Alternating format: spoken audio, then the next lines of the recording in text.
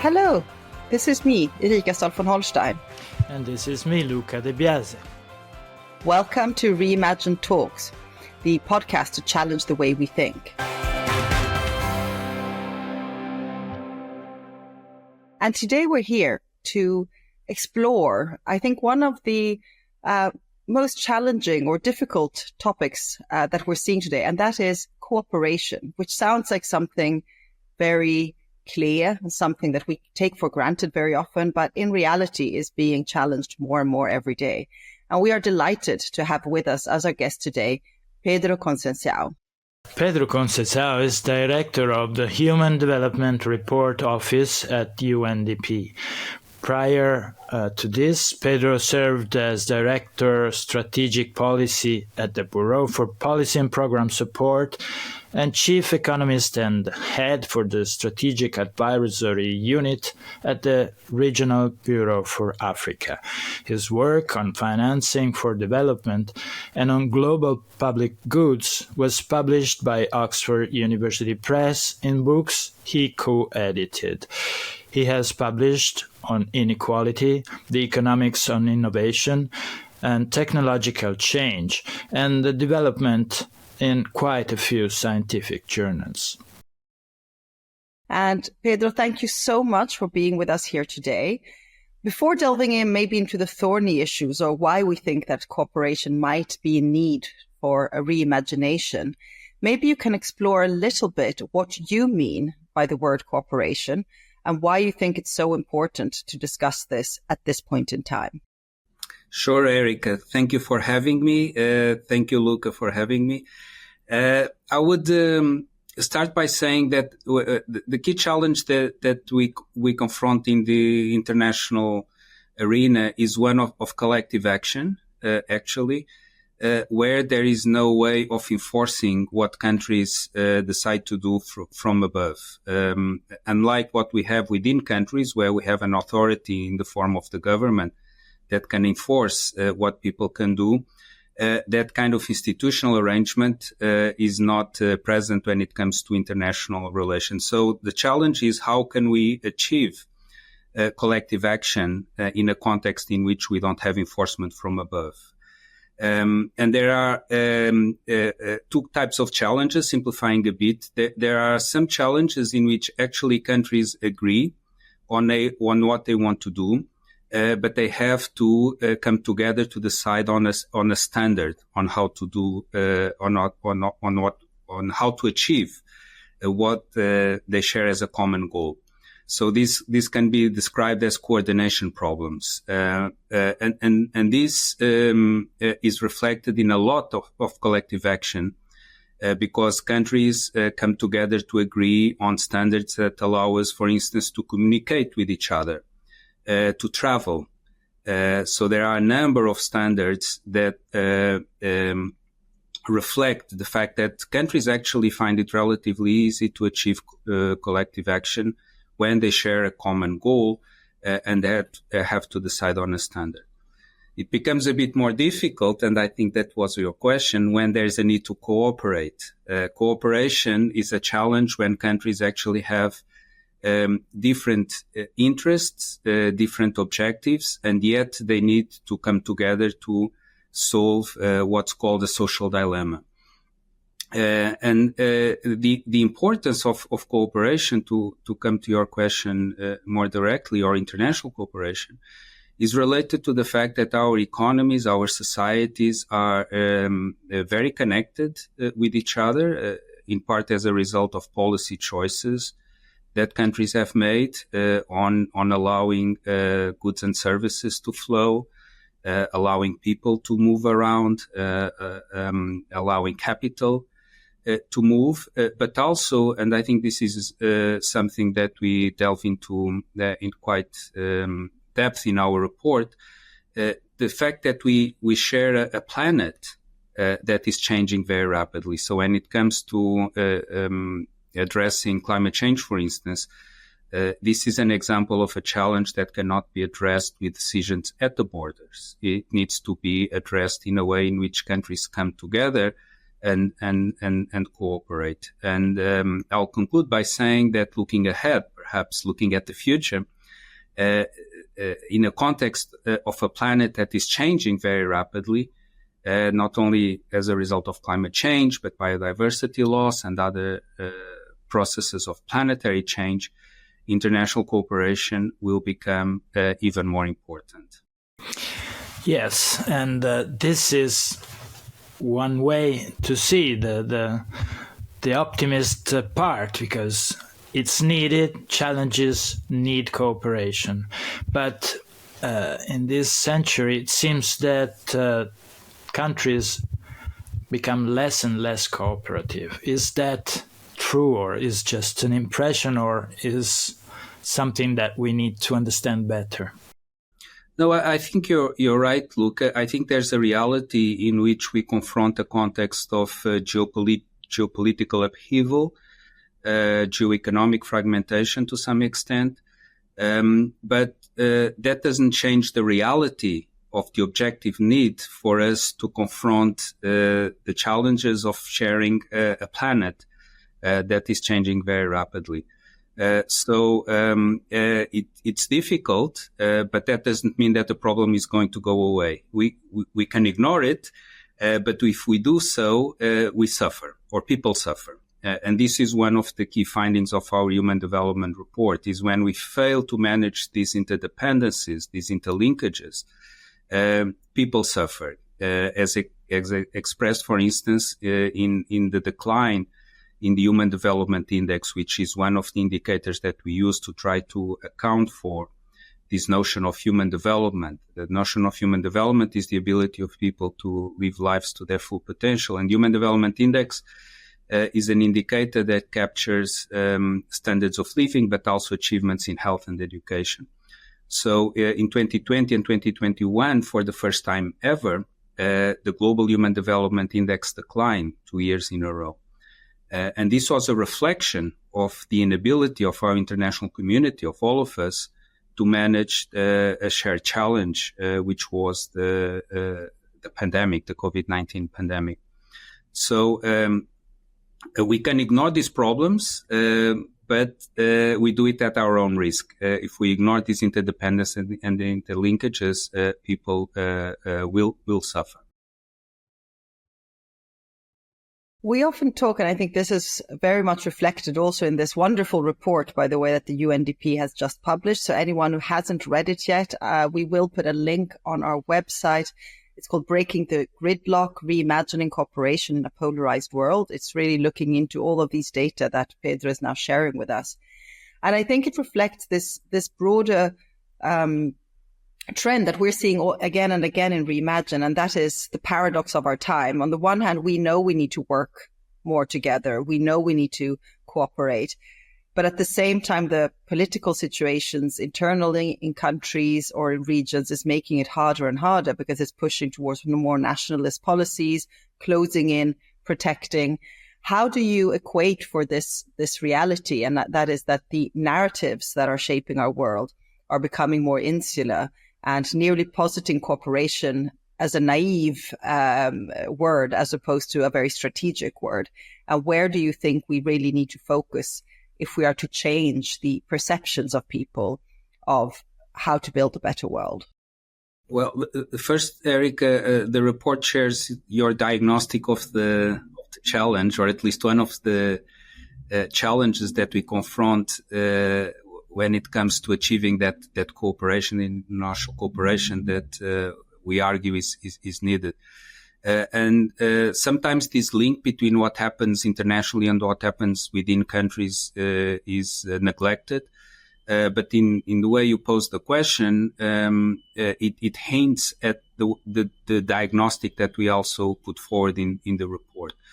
And the argument is that the challenge sometimes is when it comes to what happens within countries and processes of political polarization that make international cooperation more difficult. Political polarization is different from people holding diverse views on policy priorities, on their views on what constitutes a good society, which is something healthy I would argue needed, also to generate innovation, new ideas about how to address challenges. But the problem emerges when groups in society become so divided that they find it very difficult to find any way of communicating with each other. And issues related to international cooperation sometimes are captured in this context of political polarization. So often the position that people hold when it comes to challenges of international cooperation like climate change is defined less by the merits of the issue as such, and more by what they need to say or what they think they believe on the basis of belonging to these groups. One group thinks that we're doing too much when it comes to addressing climate change. Other groups believe that we are not doing enough, and this becomes part of this set of polarizing challenges. So there is a link between dynamics of political polarization in countries, which has been increasing in over 2/3 of the world's countries over the last 10 years, and the difficulties that we confront when it comes to addressing international challenges that require cooperation. What can be the role of innovation, digital and artificial intelligence innovation, in creating a different setup for international cooperation? Well, first of all, I think that the digital transformation that we are living through provides yet more reasons for us to engage in international cooperation, because it's another dimension that adds to the way in which our societies are being linked, interconnected, in which information flows so rapidly across our societies. And of course, along with these new technologies come a number of challenges. We know that they can be harnessed to spread misinformation, but also, and I think that's the premise of your question, Luca, they can be mobilized to actually improve conversations, for instance, online. And there's some evidence that artificial intelligence can actually be deployed in ways that enhances the quality of conversations on issues that polarize societies. So I think the potential is there.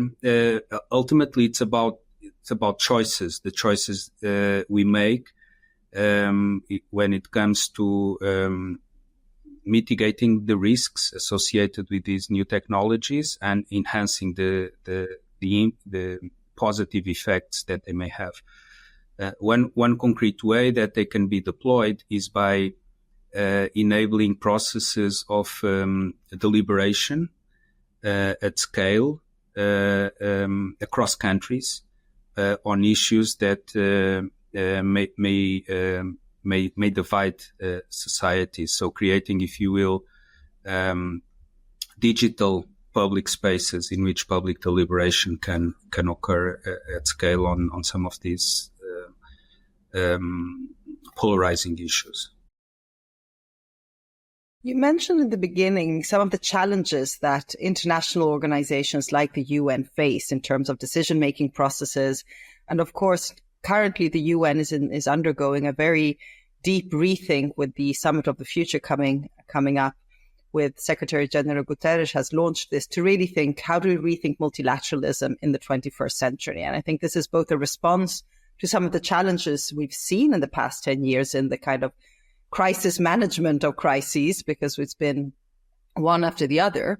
But also that makes me think a little bit to the word cooperation, because one of the things we've seen is that most of the international structure today is mostly built for competition, regulating competition, organizing competition, whether it's the WTO or other big international organizations.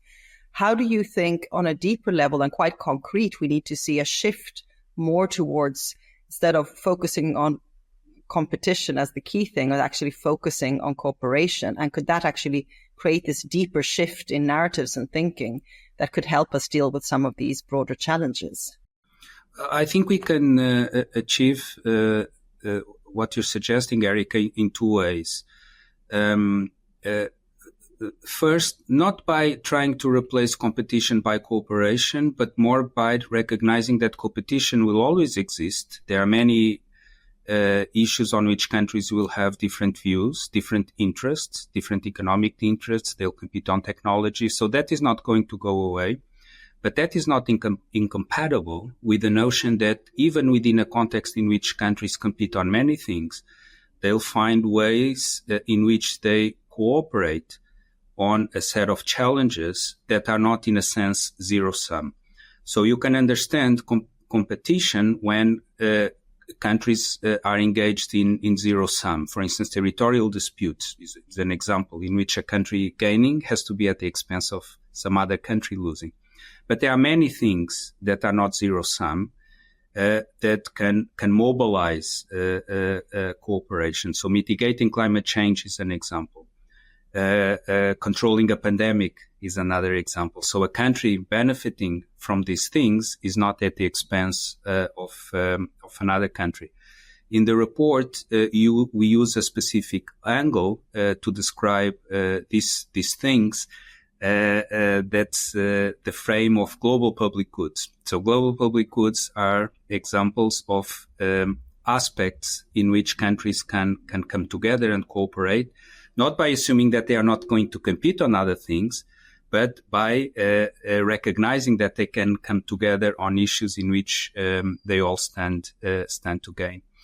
And I think one way of achieving this is by counterbalancing some of the narratives that are currently dominating the discourse on international cooperation that are premised on ideas of fear or impending doom. And I know, Erika, that you've been doing a lot of work on this aspect of narratives, but narratives that can give people a sense of agency and of hope. So an agenda premised on the provision of global public goods would be a way of counterbalancing narratives that are premised on making people fearful of the implications of not cooperating towards something that is a bit more positive and hopeful. So this would be one way of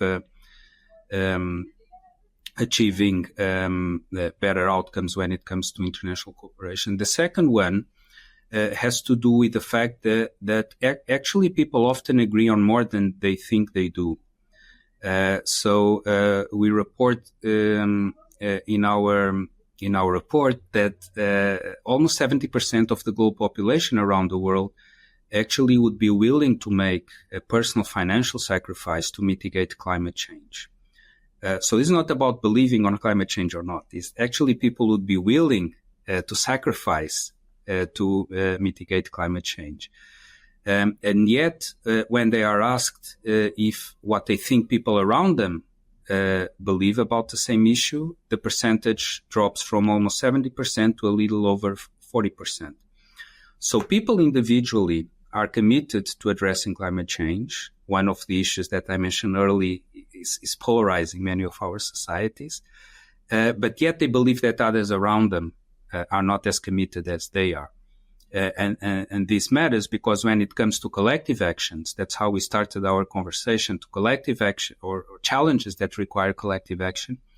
It matters not only how committed people individually are to addressing the challenge, but also what they believe others around them think about being mobilized also to address this issue.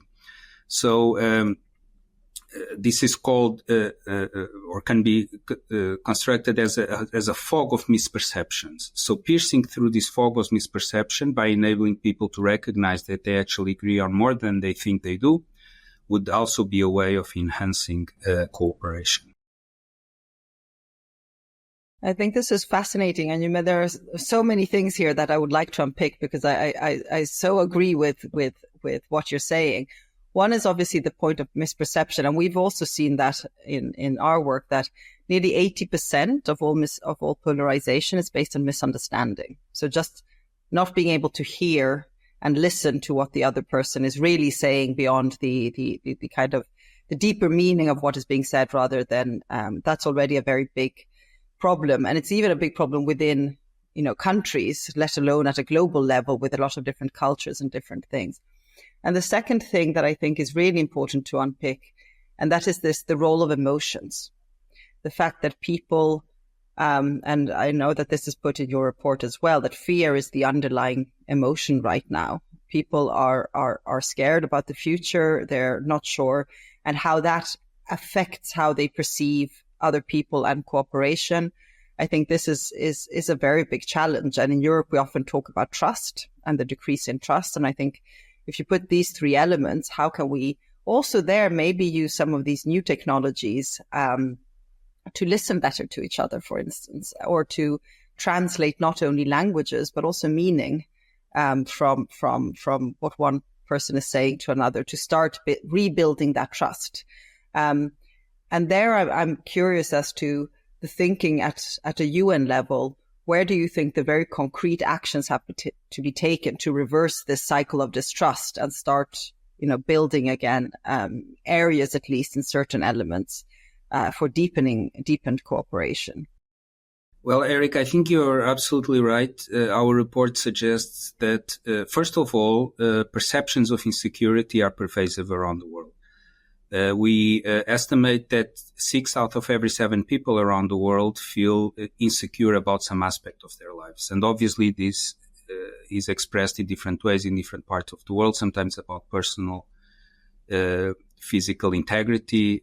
Other cases, it's about more economic insecurity, but it's pervasive and increasing, not everywhere, but in most countries around the world, and at all levels of the Human Development Index. So it's really something quite pervasive. And we find that these perceptions of insecurity have at least 3 implications. First, people that feel more insecure, and there are degrees here in the intensity with which people feel insecure. So people that feel more insecure tend to trust others less. So there's a connection here between perceptions of insecurity and the lack of trust that you mentioned. Secondly, people that feel more insecure tend to be attracted to the extremes of the political spectrum, tend to be attracted to retreat to the in-group.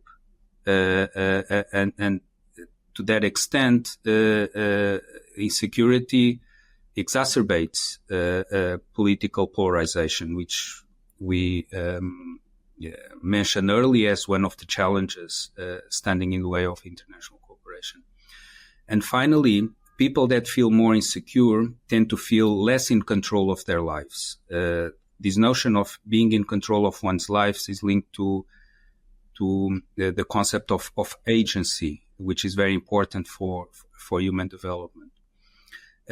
So you can see that addressing these perceptions of insecurity or the objective causes of insecurity could be instrumental in enhancing trust, redressing political polarization, and enabling people to feel more in control of their lives. So if we find ways of addressing both the objective causes of insecurity and also understanding the perceptions of insecurity, that in part has to do with narratives, the narratives that we are putting forward as way of encouraging people to take action of international challenges that require international cooperation, would be a way of enabling us to make progress when it comes to international cooperation. Well, thank you very much, Pedro. This has been such an exciting conversation. We have a couple of minutes more, so I just wanted to ask if you could wish for one thing to happen now in September when there is the Summit for the Future, or one thing that could start the reimagining of the word cooperation. What would that be?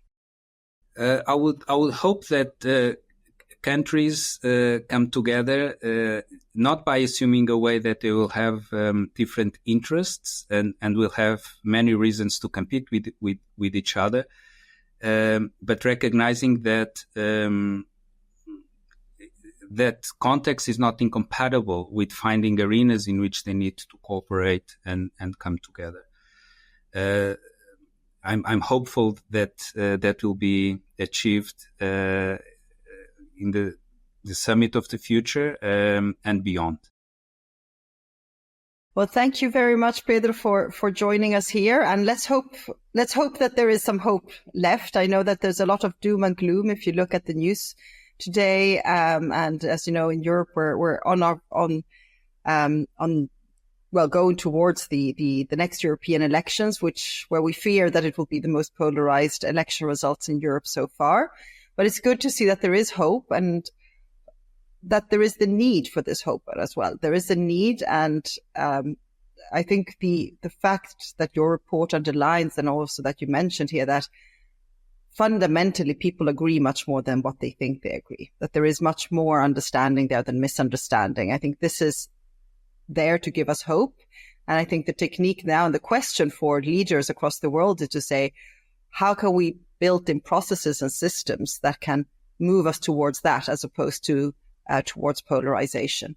So let's reimagine cooperation. I think this is a wonderful challenge for the next year. And Pedro, thank you so much for coming here and sharing your insights with us. My pleasure. Thank you for having me.